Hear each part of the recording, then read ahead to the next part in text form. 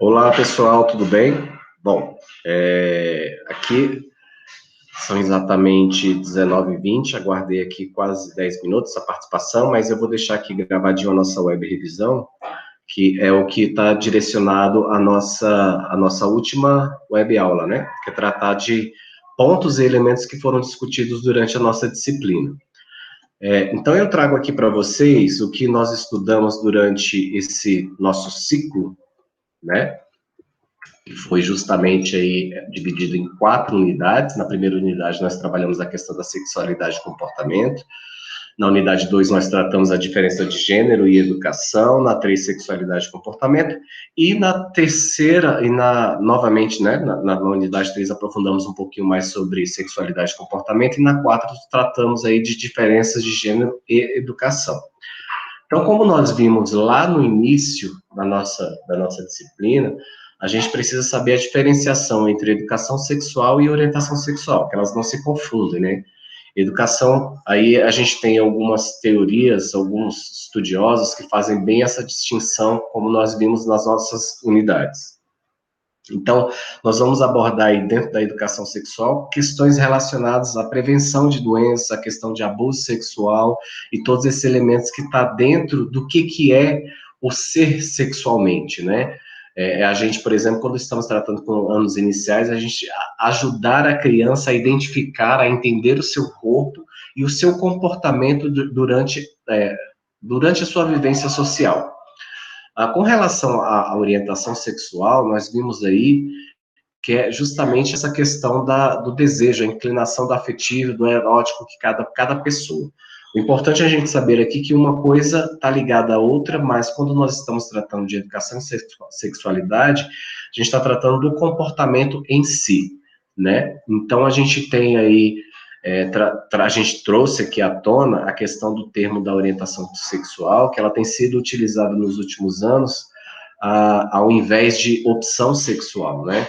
Quando a gente fala de orientação, nós estamos tratando aí de uma coisa muito mais voltada ao psicológico do que uma vontade em si. Então, a gente já tem estudos aí que tratam essa questão de opção sexual, não está direcionada a um ato de querer, né? É uma constituição que está diretamente ligada ao ser social que o indivíduo tem dentro da sua formação como pessoa, como humano. A gente vai ter aí, dentro dessa concepção, o surgimento de algumas siglas dessa organização da sexualidade, que a gente vai ter aí algumas denominações. Eu trouxe até 2 exemplos das siglas que nós utilizamos, que é dessa sigla enorme que nós temos aí de LGBTQI+, que aí a gente discutiu cada sigla dessa, o que uma quer dizer dentro desse movimento de gênero, que é justamente como que é essa diversidade, como que nós devemos entender como que a organização social tem se articulado dentro desse processo. Obviamente que eu sempre tenho batido nessa tecla, nós como profissionais de educação, nós vamos ter uma certa dificuldade, a maioria tem uma certa dificuldade de tratar desse assunto. Ora por uma questão de cunho de valores, de moral, religioso, cultural, enfim. E a gente traz muito esses conceitos muito entrelaçados dentro do nosso processo, porque muitos de nós não tivemos esse diálogo dentro do espaço escolar. Mas é importante a gente tratar disso, e a gente bateu muito durante a nossa formação aqui na disciplina, que isso é importante ser discutido até mesmo pela própria proteção das crianças, pela própria proteção dos adolescentes, pela proteção do como agir. Sabemos hoje que o maior índice de abuso sexual acontece dentro do seio familiar, e muitas vezes, quando isso acontece, é porque isso não existe um diálogo dentro do seio familiar, por N motivos, né? Pelas famílias não estarem preparadas em dialogar por isso, pelas próprias formações constitutivas da família, enfim, existem vários fatores, mas sabemos também que os grandes abusadores estão dentro dos lares familiares, e sabemos também que é dentro da escola que quem sofre o abuso consegue dialogar sobre essa temática e, como a gente viu nas nossas unidades, são os profissionais da área de educação os maiores delatores desse processo de abuso dentro dos lares familiares. Então, é importante a gente dialogar isso com a criança, para a criança saiba a diferenciação do que é um abuso do que é um afeto. E aí, dentro dessas siglas todas que nós abordamos aqui, a gente vai ter essa contextualização, né, do famoso GLS, né, que foi uma sigla que se popularizou principalmente na década de 70, 60 para cá, e que sofreram, ao longo da história, uma reformulação dessas siglas. Inicialmente era chamada de GLS, que era tratados os gays, as lésbicas e simpatizantes, né? E até então não se considerava outros elementos e outros movimentos dessa diversidade sexual, como, por exemplo, os travestis, os transexuais, os pansexuais, os bissexuais, não eram levados em consideração dentro disso, não era discutido sobre isso, né? E a gente vê também que a questão do simpatizante depois foi tirado dessa sigla, porque o fato de você conviver com pessoas e entender como é que essa questão da orientação sexual se faz, não quer dizer que eles pertençam a esse movimento, mas ele é um apoiador, que identifica, é aquele que sabe entender o que é essa diversidade de orientação sexual. Aí a gente teve uma evolução que trata aí a inclusão dessas siglas, a reorganização, né, e a inclusão da letra T e da letra B, que até então não era considerado dentro dessa diversidade, e a gente viu também essa reorganização colocando a letra L, né, L de lésbica, depois a gente vem com a letra G de gays, os bissexuais, e o T que quer dizer aí os travestis e os transexuais. Então, a gente vai ver a gente vê essa analogia, né, essa organização, essa linha do tempo da sigla histórica, né? A gente viu aí que o GLS foi a primeira sigla a identificar um movimento político e social de luta por direitos das pessoas homossexuais, bissexuais, transexuais, enfim, tratamos bem disso. Posteriormente, nessa evolução, nós tivemos aí o GLBT, né, que a sigla foi atualizada para abarcar mais aspectos da sexualidade e identidade de gênero, não incluindo somente gays e lésbicas, mas também incluindo os bissexuais e os transexuais. E a gente viu a exclusão da letra S, como eu falei anteriormente, até porque, embora eles apoiassem esse movimento, né, dessa minoria, a gente vai ver que ele não era um protagonista dentro desse movimento, dessa organização diversa, né, que até então não era dialogada. E hoje a gente tem aí o movimento da letra L, como eu tratei anteriormente, é só para a gente ter um pouco dessa percepção. Isso é fundamental, a gente tratar isso para a gente até... Aqui, e eu deixo bem claro, é importante a gente frisar que não cabe a nós aqui fazermos nenhuma doutrinação com relação à aceitação ou não, mas precisamos conhecer toda essa diversidade e que nós, educadores, estaremos envoltos dentro do processo de ensino-aprendizagem com pessoas que se identificam, que se orientam dentro de uma sigla dessa que é abordado, e como a gente está falando de educação é formação para o cidadão, é formação para a vida, é formação para o meio social. E a gente não tem como fugir disso. E como educadores, nós precisamos entender como isso se deu ao longo da história. E aí a gente vai ter aí, dentro da palavra, a gente estudou também a palavra gênero, que foi inicialmente produzida dentro dos movimentos feministas lá nos Estados Unidos. Esse movimento, ele tinha por objetivo enfatizar o caráter fundamental e social das distinções baseadas no sexo biológico, onde esse movimento vai começar a questionar o papel da mulher dentro da sociedade, o papel da mulher com as suas responsabilidades do cunho social, do cunho... E aí a gente, quando fala do social, a gente está falando dentro do contexto familiar, dentro do contexto profissional, dentro do contexto acadêmico, e solicitando e exigindo uma maior visibilidade do papel feminino dentro da organização social. Então, a gente precisa entender que gênero é diferente de sexo. Isso, o sexo biológico não caracteriza o gênero que a pessoa se identifica, né? Gênero está ligado ao intelecto, como ela se vê, né? Como ela se percebe como ser social. E o sexo está intrinsecamente ligado ao ser biológico, se é homem ou mulher, ou ainda que durante muito tempo e até hoje a gente considera aí, por exemplo, aqueles que a gente chama de as pessoas que possuem as duas sexualidades, né? Nós sabemos aí que existem as pessoas que possuem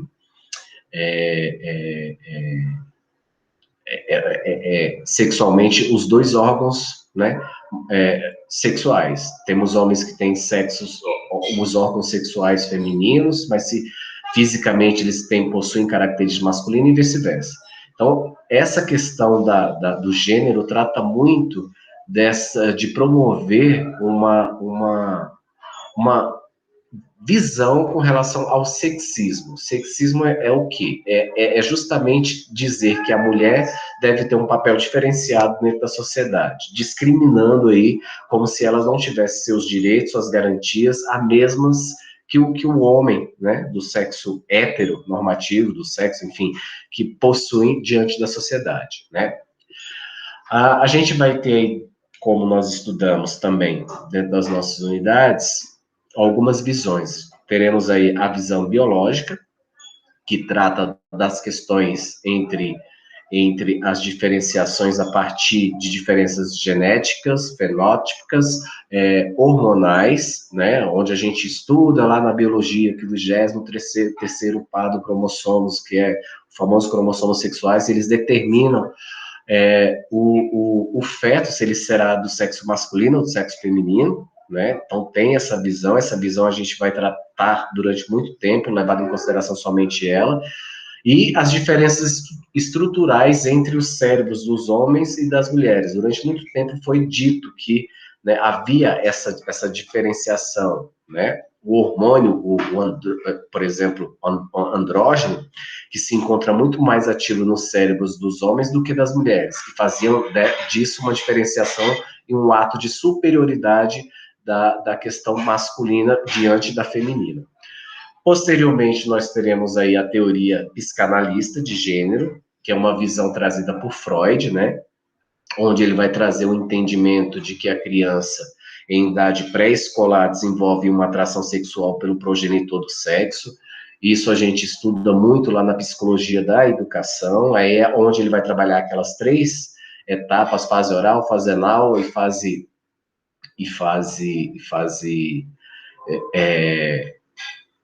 oral, fase anal e fase... esqueci o nome da última fase, mas, enfim, a gente tratou aí, qualquer coisa vocês pesquisam um pouquinho mais a fundo. Mas isso não é o que vem muito nessa perspectiva. O que a gente quer trazer aqui é que a teoria psicanalista, ela vem tentar trazer que existe uma concepção dentro do ser humano que vai além do processo biológico, né? Ele tenta analisar os campos onde mostram que a ideia da psique da humanidade, do ser humano, sobrepuja a questão biológica. Tanto é que a gente percebe aí o desenvolvimento de pessoas que a gente chama aí de andrógenas, né, de intersexo, essa que eu falei anteriormente, que trata aí, que nascem com os dois órgãos biológicos, né? Então a gente precisa entender. E a questão de gênero também, como se entendem o ser humano em diferentes gêneros dentro dessa diversidade sexual, de orientação que a sociedade vivencia. E uma outra teoria que é a teoria sociocognitiva de gênero, né, que é justamente o desenvolvimento do gênero e das preferências sexuais durante a infância e adolescência, que vem dizer que ela ocorre por meio de uma observação, de uma imitação de comportamentos de pares e figuras de respeito. Então, ela traz uma concepção que a formação sexual, ela sempre, de gênero, ela vai trazer sempre mediada por uma questão de recompensa e punição. É aquilo que a gente sempre fala, né? Que durante muito tempo a gente foi criado e trabalhado de que brincadeiras são de meninos, brincadeiras de meninos. Ou, por exemplo, que menino não chora, ou que brincar de boneca é brincadeira simplesmente única de meninas. Então, essa teoria sociocognitiva vai trazer quais são os papéis de cada um diante da sociedade. E o velho questionamento que se faz. Existem papéis para meninos e existem papéis para meninas, ou elas convergem? Qual é a diferenciação no meio social para que elas possam se articularem, que possam viver dentro dessa grande concepção da sociedade, dessa organização social que se constitui? E aí a gente traz aqui, que é o papel do educador dentro desse processo, né? Qual é o papel do educador dentro do fazer pedagógico ao tratar da questão da educação sexual? Primeiro, é que todo educador, e até mesmo os responsáveis, devem entender e ter conhecimento de que não existe uma receita pronta para formar bons alunos e bons filhos, né? Não existe essa receita. E durante muito tempo a gente fala, né? A gente vê isso dentro da nossa Constituição. Quem tem irmãos, quem tem não sei o quê, a gente tem sempre essa questão da comparabilidade, né? É porque fulano age de certa forma, outro ciclano age de outra forma, seu irmão age de um jeito. Então, esse conhecimento, o educador, ele precisa ter isso muito latente quando for abordar. Porque não existe essa questão, essa distinção de que o filho homem é melhor ou possui melhores características que as meninas e que as meninas possuem características inferiores aos meninos. Então, é esse cuidado que nós educadores precisamos ter dentro da sala de aula e é o que a gente precisa discutir como tema transversal, que está também como uma legislação que nos obriga a tratar desses assuntos, até por uma constituição social. Se a gente pegar a análise histórica da humanidade, durante muito tempo a mulher foi deixada, né, de lado para participar ou considerada como elementos ativos dentro da organização e da evolução da humanidade. Então, a gente precisa entender que tratar da educação sexual, nós, educadores, devemos sempre, constantemente, buscar o maior número de informações e experiências que possam ser passadas para o aluno, de forma que venha enriquecer as informações sobre a organização da sociedade e quais são os elementos que a sociedade busca para tentar dominar, para tentar dialogar, para tentar, dependente da instituição que estejamos falando, tentar colocar papéis estereotipados como pessoas que se organizam socialmente, ok? E aí, mais uma vez, né, a gente sabe que isso é um tabu, eu sempre tenho batido nessa tecla, que é um tabu a gente discutir isso, e eu falo que às vezes é uma temática até um pouco árdua para quem é educador, porque a gente precisa constantemente da parceria da família, a gente precisa da parceria de outros elementos da comunidade escolar, como orientadores pedagógicos, como as coordenações pedagógicas, para poder trabalhar essa temática. E não tem como nós, educadores, fugirmos disso, que sempre isso vai entrar em tona e isso vai ser discutido de uma forma ou de outra dentro do espaço escolar. O fato da gente se eximir não favorecerá para a criação de uma sociedade mais igualitária, mais generosa uns com os outros, mais respeitosa, né? Eu não gosto muito de utilizar a palavra, como é que é a palavra que é muito comum, que a gente deveria utilizar respeito, mas a gente fala muito de tolerância, porque a palavra tolerância, quando a gente utiliza, o significado dela é do verbo tolerar, né? Eu tolero, mas o tolerar quer dizer que eu sou superior, mas eu tolero alguém, eu aceito alguém inferior a mim. E a gente não está falando de inferioridade e superioridade, a gente está falando de igualdade, de equidade dentro desse contexto de representatividade sexual de uma sociedade que é diversa, né? Então, a gente, como orientador, como profissionais da área da educação, a gente deve estar sempre orientando a família, né, dialogando a respeito disso, por isso que eu falo que não é um trabalho isolado, ela precisa ter uma fonte de informação, e essa fonte de informação é sempre em parceria com o contexto escolar. Óbvio que a gente não está falando de que todos os momentos, todas as crianças, todas as etapas, cada momento, como nós discutimos ao longo do nosso ciclo, que tem a sua especificidade e o que tratar dentro da concepção de se discutir a questão da educação sexual. E aí a gente vai ver aí que depois de algumas iniciativas da escola, os estudantes, né, eles tomam coragem para falar sobre situações de abuso que sofrem, E como a gente bateu muito na tecla, a gente sabe que a maioria dos abusos acontece dentro do próprio seio familiar. Ora, se isso não é discutido dentro do ambiente familiar, a escola se torna a primeira opção a quem sofre um abuso de querer dialogar a respeito disso. E quando a gente trata da legislação sobre a questão da educação sexual, a gente vai voltar lá em 1920, quando os conselhos de educadores vão começar a querer tratar sobre essa temática dentro da escola pública. Então, isso não é algo que vem novo. Né? Se a gente estuda a história da evolução, a história da educação brasileira, a gente vai ter vários elementos que a gente acha que hoje são como eu posso dizer, são temáticas inovadoras, que na verdade não são. Já existia uma preocupação lá no período, quando vocês, se é que vocês já estudaram ou não estudaram, História da Educação, lá na Escola Nova, né? Os pioneiros do escolanovismo, que a gente chama, que são aqueles representantes da intelectualidade brasileira que vão para fora e trazem elementos para tentar pensar uma política pública para a educação brasileira. Então já vem esse elemento e essa preocupação de tratar essa temática dentro das políticas públicas da educação, especificamente aqui no Brasil. E um dos exemplos que a gente tem muito disso, muito latente, que a gente discutiu também aqui no nosso ciclo, foi justamente a Constituição mais recente, que foi a Base Nacional Comum Curricular, a famosa BNCC. Né? A gente viu aí, durante toda a formulação dela, lembrando que a BNCC está prevista desde lá da LDB, a LDB, que é a Bíblia da educação brasileira, né, que trata lá dos deveres, das responsabilidades, e nela diz que será dever do Estado a criação de uma base comum curricular.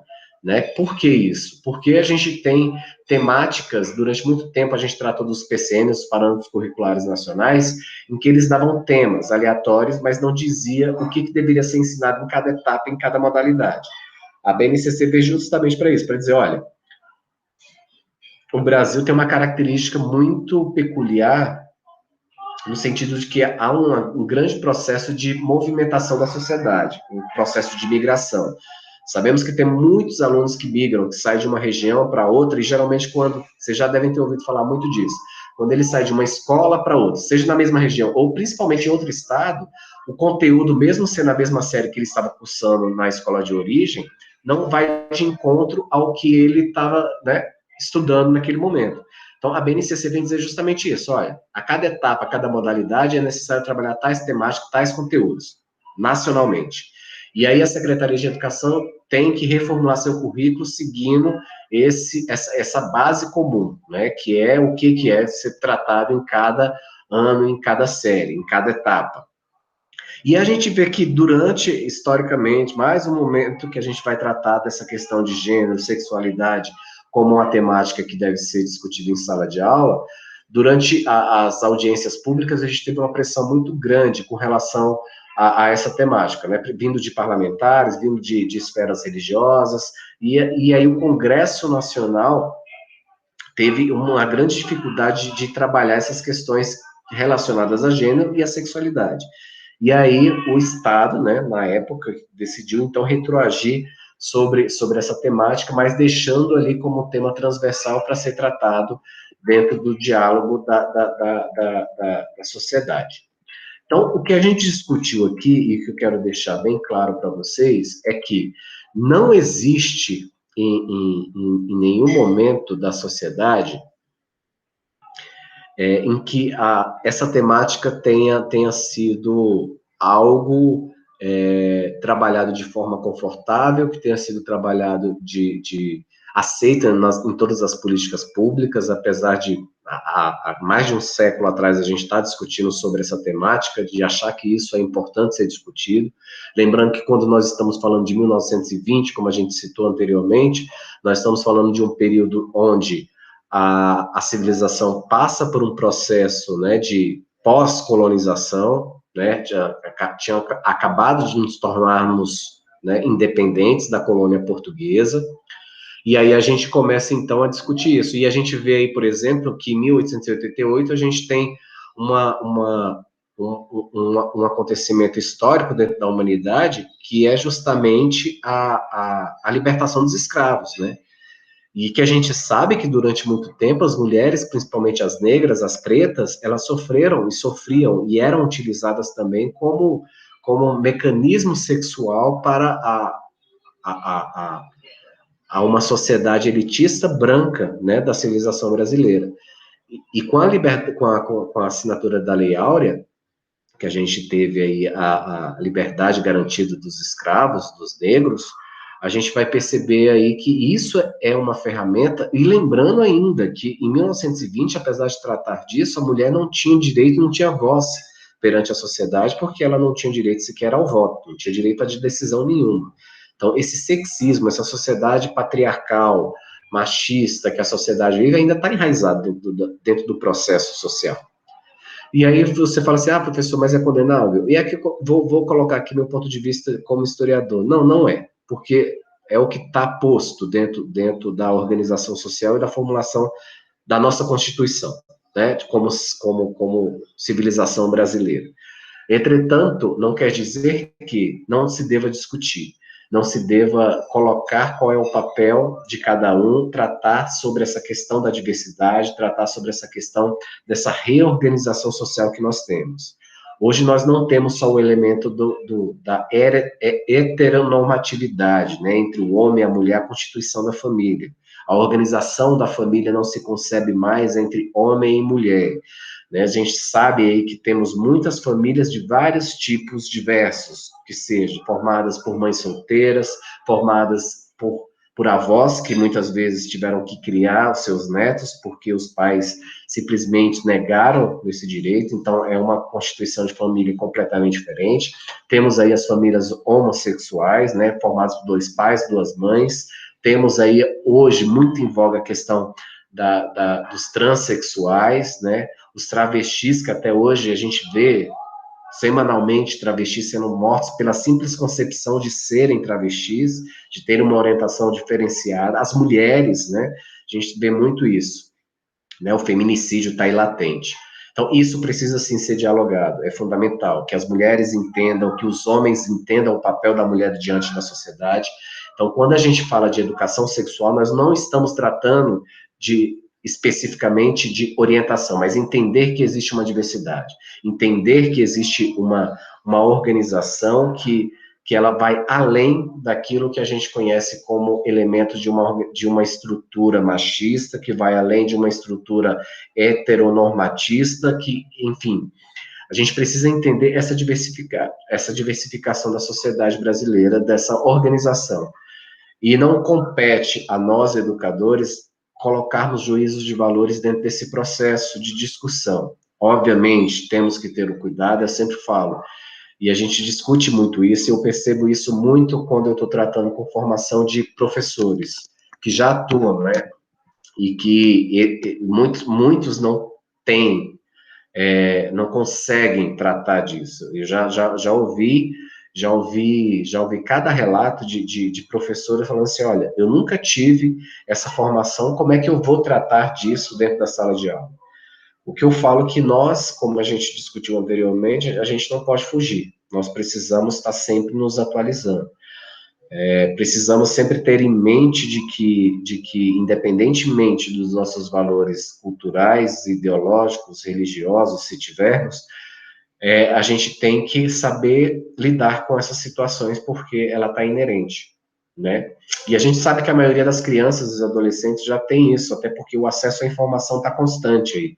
A gente já tem isso na TV aberta, né, em horário nobre, enfim, não tem mais essa questão de, olha, não se trata, a gente vê, por exemplo, em seriados, como, por exemplo, a Malhação da Vida, a gente já tem isso muito latente dentro da formação dos adolescentes, das crianças, e que muitas vezes os pais não conseguem fazer esse acompanhamento em virtude da organização da estrutura familiar, né? Se isso já acontece dentro da televisão aberta, os pais não conseguem, às vezes, e os filhos já conseguem entender que existe essa multidisciplinariedade social, dessa organização social, dessa diversidade social, e que talvez para a gente seja um tabu, mas que para os nossos estudantes, a nossa nova geração, a geração que está aí, isso não seja algo que seja tão, né, tão cheio de tabu para ser discutido.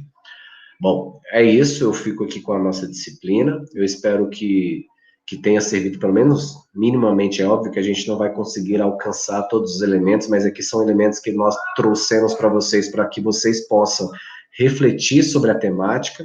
Eu falo que o papel do professor é sempre estar em constante formação. Eu falo não, isso é necessário.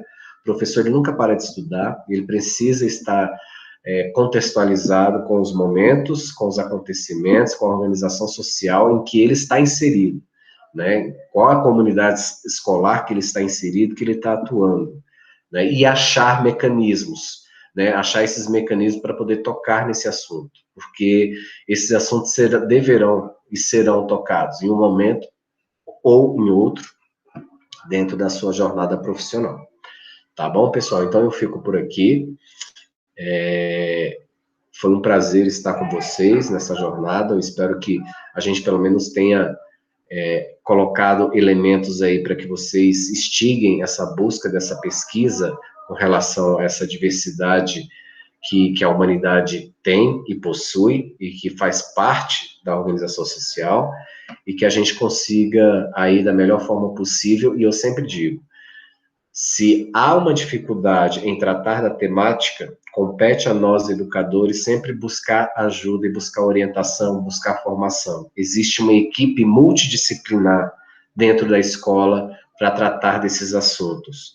É sempre interessante abordar esses assuntos quando vocês acharem necessário, não somente com os alunos, né, mas com todo o contexto da comunidade escolar, principalmente com suas famílias, tá bom? Fiquem bem, eu fico por aqui. Um abraço e até breve. Tchau, tchau.